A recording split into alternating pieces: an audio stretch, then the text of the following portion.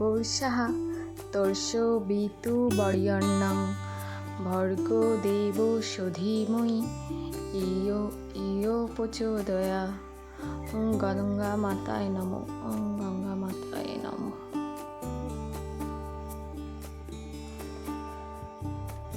নমস্কার, আজকে চলে এসেছি নতুন একটি ভিডিও নিয়ে। আপনারা সবাই কেমন আছেন? আশা করি আপনারা সবাই খুবই ভালো আছেন। আজ আমরা হরিদ্বারের প্রথম দিন। মা গঙ্গাকে দিয়েই আজ হরিদ্বার যাত্রা শুরু। আজ হরিদ্বারে আমরা ঘুরে দেখব। হরিদ্বারে এটা হলো হার কি পৌরি যে ঘাট, যেখানে গঙ্গা স্নান করা হয়, সেই পবিত্রতম ঘাট। এখানে বহু মানুষের ভিড়, কারণ ধরা হয় এটা হিন্দু ধর্মাবলম্বী মানুষের কাছে একটি পূর্ণ স্থান। এখানে এই গঙ্গায় একবার স্নান করতে পারলে নাকি সমস্ত পাপ নাশ করা যায়। এই হরিদ্বার সাধারণত উত্তরাখণ্ডে অবস্থিত। এই হরিদ্বারের হার কি পৌরি বা এই পবিত্রতম স্থান নিয়ে বিভিন্ন পৌরাণিক কাহিনীর কথা বর্ণনা করা হয়েছে। এই গঙ্গায় স্নান করলে যেমন সমস্ত পাপ খণ্ডন করা যায়, এই গঙ্গাকে আনয়ন করেছিল ভগীরথ। এই শান্ত স্নিগ্ধ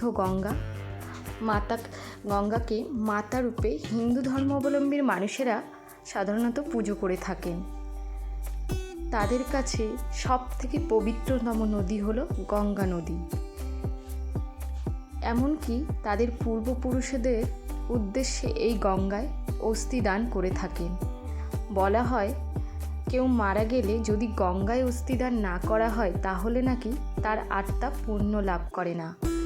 আর এই হরিদ্বারের হার কি পৌরি ঘাট খুবই একটি বিখ্যাত ঘাট। এখানে এক সময়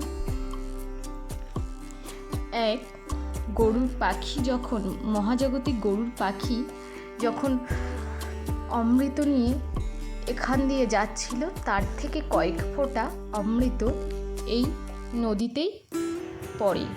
আর যে জায়গায় অমৃত পড়েছিল তার নাম হলো ব্রহ্মকুণ্ডু, হচ্ছে সেই জায়গা। এমনকি বলা হয় হার কি পৌরি এটি হরিদ্বারের সবচেয়ে পবিত্রতম ঘাট। এখানে আক্ষরিক অর্থে ধরা হয় ভগবান বিষ্ণু বা শিবের পদচিহ্ন এই স্থানে পাওয়া যায়।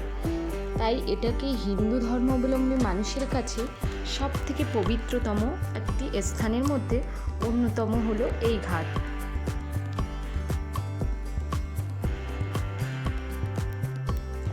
আর এই হার কি পৌরিতে মানুষ সন্ধ্যাবেলায় সন্ধ্যা আরতি করে থাকে এবং বিভিন্ন সময় এখানে চান করে থাকে এবং বহু মানুষের ভিড় এবং সমাগম হয়।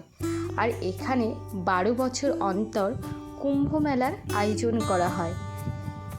আর এই হরিদ্বারে কিন্তু স্নান করার পরে ড্রেস চেঞ্জ করার জন্য খুব সুন্দর সুন্দর জায়গাও করা আছে। আমরা গঙ্গা আরতির ভিডিওটা পরবর্তী একটি ব্লগে আপনাদের কাছে তুলে ধরব।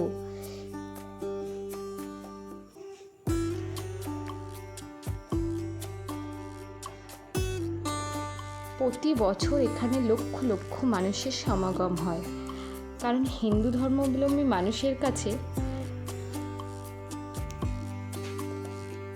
একটি অন্যতম তীর্থস্থান বা নিদর্শন।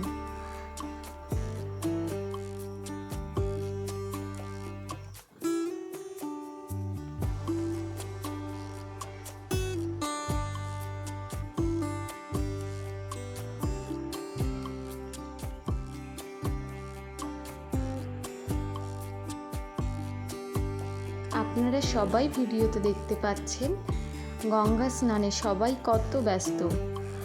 আমরাও একে একে সবাই এর মধ্যে গঙ্গা স্নান করে নিয়েছি।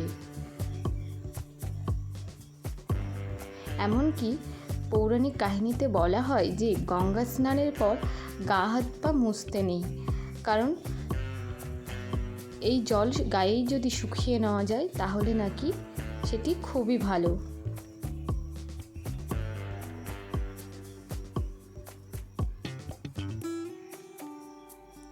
সবাই কত আনন্দ সহকারে মা গঙ্গার কাছে তাদের প্রার্থনাও জানিয়ে থাকে।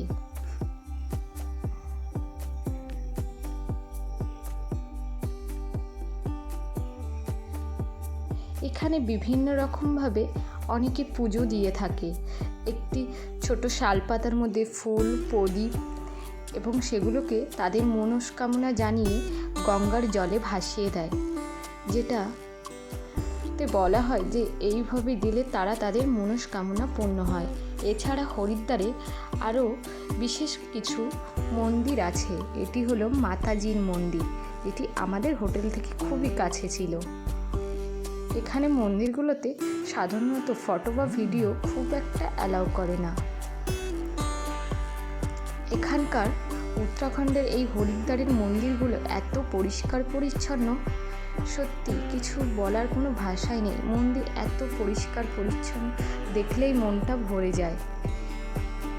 এখানে বিভিন্ন আয়না, তার পাশে লেখা আছে বিভিন্ন মানুষের বিভিন্ন কথা, যার মধ্যে দিয়ে মানুষের বিভিন্ন বিশেষত্বকে এখানে তুলে ধরা হয়েছে।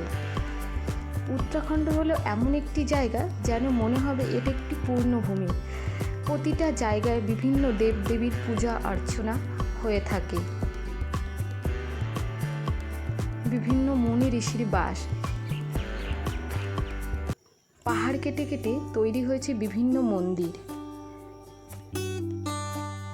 এক অপূর্বতম জায়গা হচ্ছে হরিদ্বার। তবে এখানকার যাতায়াত ব্যবস্থাটা খুবই খারাপ। সবারই একটু বুঝে শুনে চলা উচিত, কারণ গাড়ি ভাড়া এত বেশি, আপনারা যদি বার্গেনিং না করতে পারেন আপনাকে সবাই ঠকাবে। তাই সাধারণত সবাইকেই একটু বুঝে শুনেই গাড়িতে ভাড়া করাই উচিত।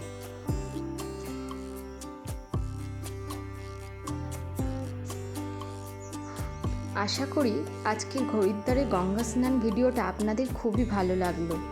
দেখা হবে পরবর্তী একটি ভিডিওতে। আপনারা সবাই ভালো থাকবেন, সুস্থ থাকবেন।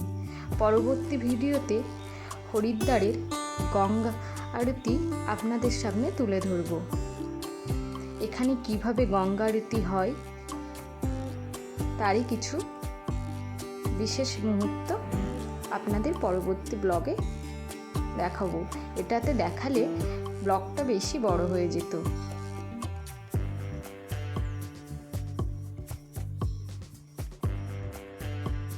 আপনার সবাই ভালো থাকবেন, সুস্থ থাকবেন। দেখা হবে পরবর্তী একটি ব্লগে। ভিডিওটা যদি ভালো লাগে লাইক, কমেন্ট, শেয়ার এবং সাবস্ক্রাইব করে দেবেন।